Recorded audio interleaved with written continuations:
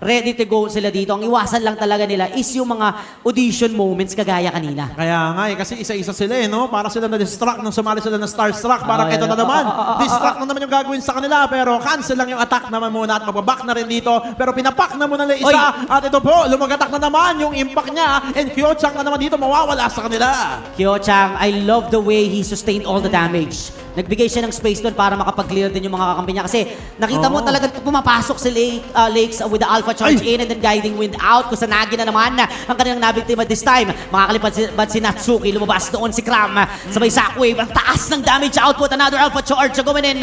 Vengeance play para kay AG para mabuhay. Sabay naman ng paulan ng mga balahibo. Feather Airstrike again kay Starboy. At tatlo na lang ang didepensa dito sa CET. Grabe talaga yung damage dito at sobrang lambot. Isa siyang AG sa walang S talaga. Tamang AG, walang kunat yung pangalan niya. At ito sinayawal lang, nalaban ng Ayun, mamamatay! sa mapa.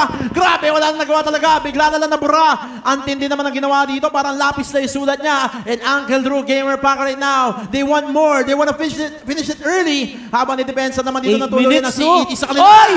Ang ganda naman ng Alpha Charge na yon. Si Mimi ang napas lang mga kaibigan sabay na ng Feather Airstrike. Doon ang sobrang sakit ni Teddy Cutie. Another kill coming in mula kay Lakes.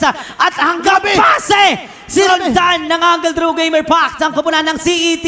Ubos na naman ng CET at eto na ang pinakamabilis na laban ngayong araw mga kaibigan. Grabe, mas mabilis pa sa ipis. Ganon ang Uncle Drew Gamer Pack. Kita mo naman hindi mahuri-huri as they will claim this victory. Dito sa ating series na to, grabe yung laban natin. Napakaganda. But I love the smile from CET. Masaya sila. Thank you so much for joining Diba? this tournament. Hindi po